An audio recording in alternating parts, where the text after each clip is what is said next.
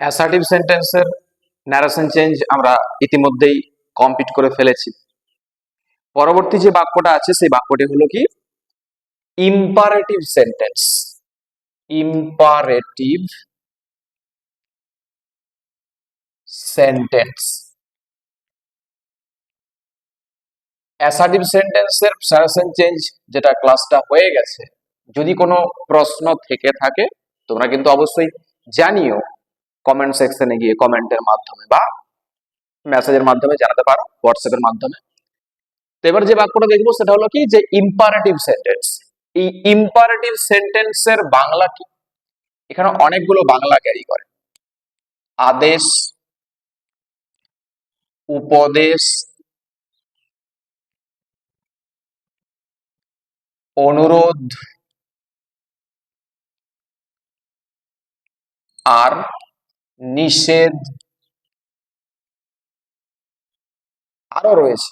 বলছি সবগুলোই, যে প্রথমত কি দেখছি যে ইম্পারেটিভ সেন্টেন্স হচ্ছে কি না আদেশ, উপদেশ, অনুরোধ বা নিষেধমূলক বাক্য। এই ইম্পারেটিভ সেন্টেন্সের বেশ কয়েকটা স্ট্রাকচার আছে। যদি আমরা স্ট্রাকচারটা দেখি কি দেখতে পাবো না, স্ট্রাকচারের মধ্যে পাবো প্রথমত ভার্ব প্লাস অবজেক্ট। ঠিক আছে, ভার্ব প্লাস অবজেক্ট। 2 নম্বর যেটা পাবো সেটা হলো কি do plus not plus main verb plus object. এখানে নট থাকছে, তার একটা ডু থাকবে। একটা জিনিস নিশ্চয়ই জানা আছে যে অক্সিলিয়ারি ভার্ব ছাড়া নেগেটিভ ওয়ার্ড বসে না, বসে না। এটা কিন্তু খুবই ভাইটাল। আমরা নেগেটিভ শব্দ করে ফেলি হয়তো আই নো, যদি জানি আই নো KNOW, তখন আমি যদি বলি যে আমি জানি না, আই ডু নট নো, এটা অবশ্যই প্রয়োজন হয়। তা I not know not, I not know এরকমটা নয়। তাহলে কিন্তু বিষয়টা মনে রাখতে হচ্ছে যে অক্সিলারি ভার্ব ছাড়া কিন্তু নেগেটিভ ওয়ার্ড বসে না। নেগেটিভ ওয়ার্ড বলতে নট আছে, নো আছে, নোপ আছে, নেভার আছে, নেভার দ্য লেস আছে, নাইদার, নর, এই সমস্ত শব্দগুলো আছে। তাহলে 2 নম্বর স্ট্রাকচারে কি পেলাম, ডু প্লাস নট, এরপর মেন ভার্ব, তারপর থাকছে অবজেক্ট।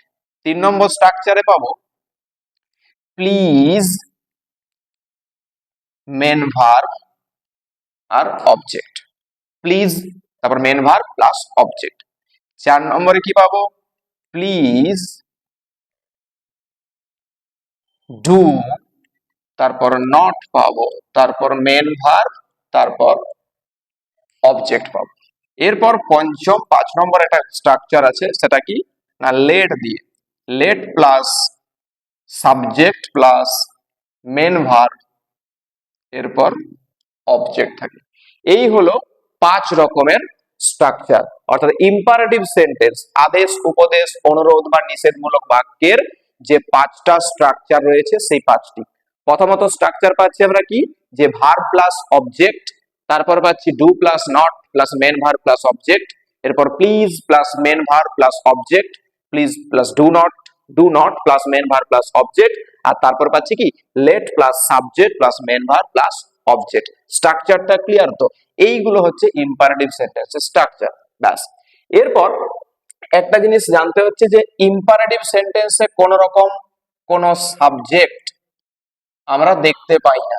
যতগুলো স্ট্রাকচার দেখলাম ভার্ব থেকে শুরু করে ডু নট, প্লিজ, প্লিজ, এটা এই 1 থেকে 4 পর্যন্ত স্ট্রাকচারে কোন রকম কি সাবজেক্ট আছে না।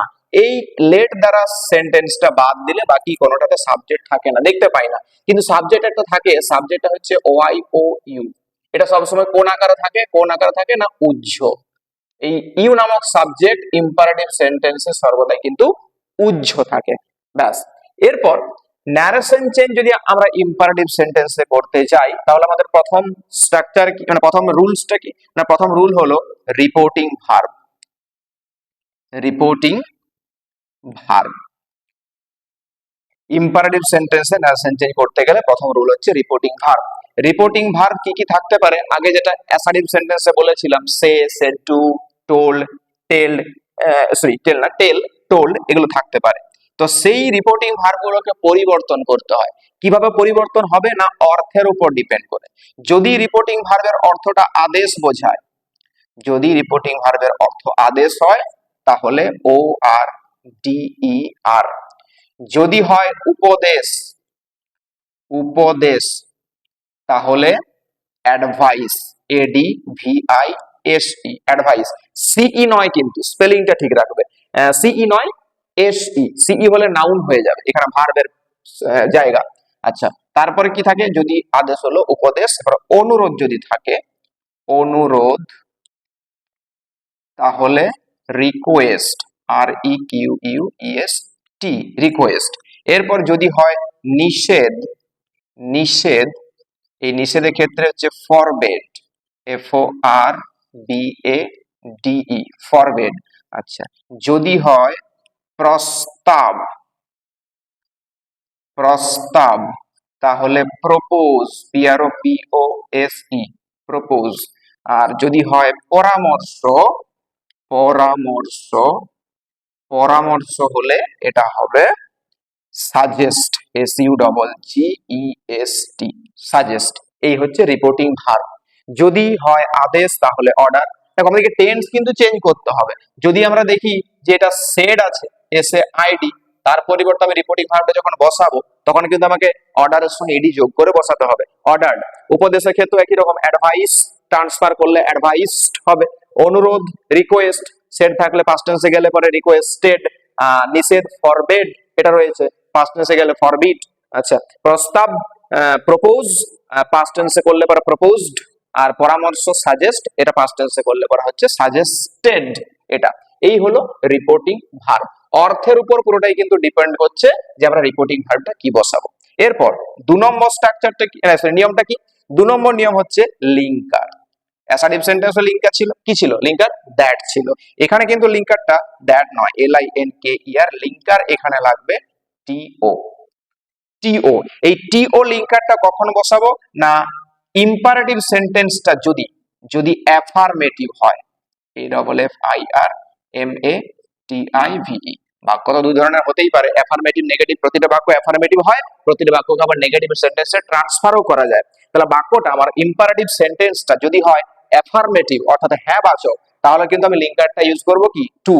আর নট টু ইউজ করতে হবে, নট টু, যদি এটা নেগেটিভ হয়, নেগেটিভ। যদি আমার ইম্পারেটিভ সেন্টেন্সটা নেগেটিভ হয় তাহলে লিঙ্কারটা নট টু, আর অ্যাফার্মেটিভ হলে পরে টু। এই গেল 2 নম্বর রুল। 3 নম্বর রুল কি, 3 নম্বর রুল, যদি কোনো প্রোনাউন থাকে, যদি কোনো প্রোনাউন থাকে তাহলে আমরা চেঞ্জ করব। তা না হলে চেঞ্জ করার দরকার হবে না, সম্পূর্ণ কি করব না, মেন ভার্ব থেকে, মেন ভার্ব প্লাস অবজেক্ট, পুরোটা কিন্তু পরপর পরপর লিখে দিতে হয়। এই হচ্ছে ইম্পারেটিভ সেন্টেন্সের নারেশন চেঞ্জ করার রুল। তাহলে আরেকবার একটা জিনিস ভালো করে দেখিয়ে দিই, যে ভার্ব প্লাস অবজেক্ট, যদি বাক্যটা আমি দেখছি যে ভার্ব প্লাস অবজেক্ট আছে, তাহলে আমি লিঙ্কার কি ইউজ করব, লিঙ্কার ইউজ করব টু। বোঝা গেছে তো? যদি দেখি do plus not plus main verb plus object আছে, তাহলে লিঙ্কারটা কি ইউজ করব, not to. Clear, not to use করব। কিন্তু নট টুটা যখন ইউজ করব খেয়াল রাখবো যে নট টুটা ইউজ করলে এই ডুটা কিন্তু আর থাকবে না, এই সম্পূর্ণ ডু নটের পরিবর্তে আমাকে নট টু ইউজটা করতে হবে। তাহলে মেন ভার্বটা পাচ্ছি, তারপরে যেটা এই 3 নম্বর রুলে বলা আছে মেন ভার্ব থেকে বাকি পার্ট আমি টুকে দেবো। তারপর কি পাচ্ছি, যদি প্লিজ পাই, প্লিজ দেখলে পরে সেখানে কিন্তু দেখছি যে এখানে অ্যাফার্মেটিভ রয়েছে, নেগেটিভ তো নয়। তাহলে অ্যাফার্মেটিভের ক্ষেত্রে লিঙ্কার আমি কি করব, টু ইউজ করব।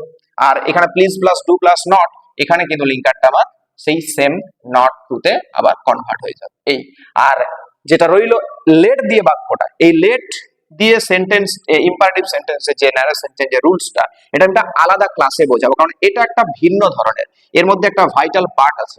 এটা এই একসঙ্গে বোঝানো কিন্তু সম্ভব নয়, বা হয়তো ভুলে যেতে পারো বা মনে থাকবে, কিন্তু এটা আলাদা একটা ক্লাসে আমি লেট দিয়ে ইম্পারেটিভ সেন্টেন্স ন্যারেশন চেঞ্জ করে ক্লাসটা নিয়ে আসবো। তো তার মধ্যে কি আমি 4টা গঠন এখন দেখবো, 1 2 3 4, verb plus object, do plus not plus verb plus object, please plus main verb plus object, আর please plus do plus not plus main verb plus object. এই 4টা গঠন দেখছি। তাহলে লিঙ্কার জায়গাটা বোঝা গেছে তো ভালো করে, যে টু আর নট টু এই বিষয়টা। তারপর কি, রিপোর্টিং ভার্বটা তো আমাকে অর্থ অনুযায়ী পরিবর্তন করতেই হচ্ছে। এইভাবে কিন্তু এই রুলস গুলোকে কাজে লাগিয়ে আমরা কিন্তু ন্যারেশন চেঞ্জটা করতে পারবো ইম্পারেটিভ সেন্টেন্সে খুবই সহজ ভাবে।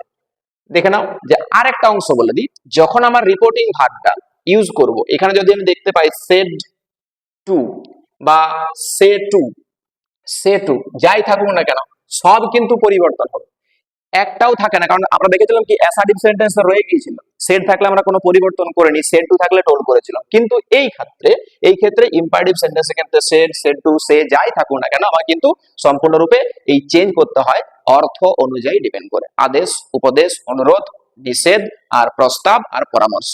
আর একটা বিষয় কি, যদি আমি এখানে নিষেধটাকে ইউজ করি, অর্থাৎ নিষেধ কখন ইউজ হচ্ছে, বুঝতেই পারছি যে নেগেটিভ সেন্টেন্স, অর্থাৎ এই যে 2 নম্বর স্ট্রাকচারটা আর এই 4 নম্বর স্ট্রাকচারটা, এই 2 আর 4 নম্বর স্ট্রাকচারে নেগেটিভ আছে। তাহলে নেগেটিভের ক্ষেত্রে আমি যদি এখানে ফরওয়ার্ড ইউজ করে দিই রিপোর্টিং ভার্বটাকে যদি ফরওয়ার্ড করে দিই, তাহলে কিন্তু আমাকে লিঙ্কারটা নট টু রাখা চলবে না, তখন লিঙ্কার কিন্তু আমাকে টু নিয়ে আসতে হবে। যদি আমি ফরওয়ার্ড না করে অন্য রিপোর্টিং ভার্ব ব্যবহার করি, তখন কিন্তু লিঙ্কারটা আমাকে নট টু লাগবে। কিন্তু নেগেটিভ সেন্টেন্সের ক্ষেত্রে আমি যদি ফরওয়ার্ড করে দিই রিপোর্টিং ভার্বটা, তাহলে কিন্তু নট টু ইউজ না করে আমাকে টু ইউজ করতে হবে। এটা কিন্তু ভালো করে মাথায় রাখতে হবে। তো এই রুলস গুলোকে কাজে লাগিয়ে ইম্পারেটিভ সেন্টেন্সে ন্যারেশনটা চেঞ্জ করা যাবে। এরপর রুলসটাকে কাজে লাগিয়ে এই 5টি বাক্য ট্রান্সফার করে দেখি যে ঠিকঠাক বিষয়টাকে বুঝতে পারলো কি না। প্রথম বাক্য কি, the teacher said to the students, শিক্ষক মহাশয় ছাত্রছাত্রীদেরকে বলেছিলেন change the mode of narration, ন্যারেশনটা চেঞ্জ করো। বাক্য নিশ্চয়ই বোঝা যাচ্ছে, চেঞ্জ মানে পরিবর্তন করা, কাজ করা শব্দকে ভার্ব বলা হয়, তাহলে চেঞ্জ আছে। দ্য মোড অফ ন্যারেশন এটা রয়ে গেছে অবজেক্ট, তাহলে ভার্ব প্লাস অবজেক্ট স্ট্রাকচারটা পেয়েছি। আচ্ছা, তাহলে সেড টু আমার এখানে রিপোর্টিং ভার্বটাকে চেঞ্জ করতে হবে, অর্থ দেখতে হবে। তাহলে শিক্ষক মহাশয় ছাত্রছাত্রীদেরকে বলেছিলেন যে ন্যারেশন চেঞ্জ করো, তাহলে অর্ডার। আমি সেড টুর পরিবর্তে কি লিখবো, অর্ডার। তাহলে দ্য টিচার অর্ডার, ইডি যোগ করতে হবে। ওই যে বললাম না যে টেন্সটা যদি পাস্ট হয়, অর্থাৎ সেড আছে, তাহলে O R D E R ED, ordered the students, STUDENTS students, comma inverted comma চিহ্নগুলো তুলবো। লিঙ্কারের ক্ষেত্রে কি বলেছিলাম, ভার্ব প্লাস অবজেক্ট হলে লিঙ্কার হচ্ছে টু। তাহলে the teacher order the students to, আর মেন ভার্বের কোনো পরিবর্তন এখানে হয় না, to change the mode of narration, সোজা লেগেছে তো, কোনো অসুবিধা নাই, জটিল নয় একদম, খুব সহজ ভাবে ভাবো যে সেড টু কি করেছি, জাস্ট পরিবর্তনের জায়গাটা দেখো, সেড টু করেছি অর্ডার্ড, লিঙ্কারটা টু এনেছি, বাকি হুবহু পুরো বাক্য টুকে দিয়েছি, কারণ এখানে পরিবর্তন হবে না, টেন্সের পরিবর্তন হবে না, কারণ ভার্বটার আগে এখানে টু বসে যাচ্ছে, তাই ভার্বের আগে টু, এটাকে আমরা ইনফিনিটিভ বলবো, গ্রামাটিক্যাল স্ট্রাকচারে ইনফিনিটিভ আছে, আর ইনফিনিটিভে কোনো ভার্বের কিন্তু পরিবর্তন হয় না, সব সময় প্রেজেন্ট ফর্ম বসে। Next, number 2, the boy said to his mother, ছেলেটি তার মাকে বলেছিল please give me some sugar, দয়া করে আমাকে কিছু চিনি দাও। সুগার মানে কি, চিনি। তাহলে the boy said to his mother, ছেলেটি তার মাকে বলেছিল। এখানে রিপোর্টিং ভার্ব বুঝতে পারছি, সেড টু রয়েছে, পরিবর্তন করতে হবে। তা পরিবর্তন করতে যখন হচ্ছে, আমি এখানে প্লিজ শব্দটা দেখতে পাচ্ছি, খুবই সোজা। প্লিজ কখন ইউজ করা হয়, প্লিজ শব্দটা তখন ইউজ করা হয় যখন প্রার্থনা বা রিকোয়েস্ট করা বোঝায়। তাহলে রিপোর্টিং ভার্বটা সহজে বুঝতে পেরে যাচ্ছি, দা বয় রিকোয়েস্টেড, সেড টুর পরিবর্তে requested his mother, the boy requested his mother. তাহলে প্লিজটা উঠে গেছে, এখান থেকে আমি রিকোয়েস্টেড করে দিয়েছি রিপোর্টিং ভার্বটা, তাহলে কি আছে, মেন ভার্ব প্লাস অবজেক্ট, তাহলে লিঙ্কারটা কি আসছে, টু। গিভ, এখানে একটা প্রোনাউন আছে, আগে একটা প্রোনাউন থাকে, এখানে প্রোনাউন আছে, প্রোনাউন থাকলে তো পরিবর্তন করতে হয় বলেছি। তাহলে মি, এখানে কথাটা কে বলতে, ছেলেটা তার মাকে বলেছিল যে আমাকে কিছু চিনি দাও, তাহলে চিনিটা কাকে দেওয়া হবে, আমাকে বলতে ছেলেটিকে, তাহলে হিম, তাকে, সাম সুগার, SUGAR হলো। নেক্সট, পরবর্তী বাক্য, থার্ড বাক্যটা কি আছে, দ্য জাজ সেড টু দ্য পারফর্মার, বিচারক অভিনয়কারীকে বলেছিল যে do not try to overdo it, এটাকে অতিরঞ্জিত বা নকল করার চেষ্টা করো না। ডু নট ট্রাই টু, বুঝতেই পারছি ডু নট আছে, নেগেটিভ ইম্পারেটিভ। আচ্ছা, এখানে সেড টু আছে, রিপোর্টিং ভার্ব, পরিবর্তন করব, কি বোঝাচ্ছে যে দা জাজ সেড টু দা পারফর্মার, জাজ পারফর্মারকে বলেছিল do not try to overdo it, এটা নকল করার চেষ্টা করো না বা কপি করার চেষ্টা করো না বা অতিরঞ্জিত করার চেষ্টা করো না। তাহলে কি বোঝাচ্ছে? পরামর্শ, উপদেশ, পরামর্শ না উপদেশটা বলতে পারি। তাহলে দ্য জাজ সেড টুর পরিবর্তে লিখবো সাজেস্টেড দ্য পারফর্মার। লিঙ্কার কি? নেগেটিভ ইম্পারেটিভের ক্ষেত্রে লিঙ্কার হলো নট টু করার সাথে সাথে ডু নটটা উঠে গেল, নট টু। এরপর ট্রাই রয়েছে main ভার্বটা, try to overdo it, এটা হলো। আর একটা জায়গা বলেছিলাম কি, যে আমি যদি এই সেট টুকে ফরবেড করে দিই, সাজেস্টেড এর পরিবর্তে আমার ইচ্ছা হলো আমি বাক্যটার রেকর্ডিং ভার্বটা ফরবেড করব, তাহলে কি হচ্ছে? দ্য জাজ forbade the performer. Okay, the জাজ ফরবেড দ্য পারফর্মার। এইখানে নট টুর পরিবর্তে তখন আমার কি লিখতে হবে? শুধুমাত্র টু, টু। দ্য জাজ forbade the performer to try to overdo it, এটাকে অতিরঞ্জিত করতে মানা করেছিল, নিষেধ করেছিল। এই একই রকম করা যেতে পারে, আমি অন্য রিপোর্টিং ভার্বও ইউজ করতে পারি আর নেগেটিভের ক্ষেত্রে, আর তা না হলে আমি ফরবেডও ইউজ করতে পারি। তো খেয়াল রাখতে হচ্ছে লিঙ্কারের বিষয়টা, যে ফরবেড করলে টু, আর যদি ফরবেড না করি তাহলে কিন্তু নট টু লিঙ্কারটা লাগবে। Next, number 4, mother said to her son, মা তার ছেলেকে বলেছিল do not run in the sun, রোদ্রে দৌড়াদৌড়ি করো না। Mother said to her son do not run in the sun. আচ্ছা, কি এখানে দেখি রিপোর্টিং ভার্বটা কি আছে? সেড টু, পরিবর্তন করব, এটাও একই রকম পরামর্শ দিচ্ছে বা অর্ডার, আদেশও করতে পারি। তাহলে মাদার, মা তো একটু বকাবকি করে, মাদার, আমি অর্ডার করতে পারি, mother ORDERED, ordered her son, mother order her son. Linker কি? নট টু, এখানেও ডু নট রয়েছে, নেগেটিভ ইম্পারেটিভ, লিঙ্কারটা not to, run in the sun. Okay, আমি যদি ফরবেড ইউজ করতে চাই তাহলে কি লিখবো? অর্ডারের জায়গায় লিখবো ফরবেড, FORBADE, ফরবেড। বাকি সব সেম থাকছে, ফরবেড, হার, সন। এখানে নট টু এর পরিবর্তে তখন হয়ে যাবে কিন্তু to run in the sun. Okay, last 5 number বাক্য কি রয়েছে? কোহলি সেড টু অশ্বিন, বিরাট কোহলি, আমরা জানি তো ক্রিকেট প্রেমী অনেক মানুষ আছে, বিরাট কোহলি সেড টু অশ্বিন, অশ্বিন অর্থাৎ রবিচন্দ্র অশ্বিন, অশ্বিনকে বলেছিল কি, যে take a single as soon as possible, যতটা তাড়াতাড়ি সম্ভব একটা সিঙ্গেল রান নাও। তাহলে কি? অর্ডার করছে, আদেশ করছে, তাহলে সেড টুর পরিবর্তে কি হয়ে যাবে? অর্ডার। তাহলে Kohli, KOHLI, Kohli ordered, ORDERED, যেহেতু ক্যাপ্টেন অর্ডার তো করবেই। অশ্বিন অর্ডার্ড অশ্বিন, লিঙ্কার কি? টু টেক, আর তো কোনো পরিবর্তন নাই, take a single, SINGLE, as soon as possible. সহজ লেগেছে?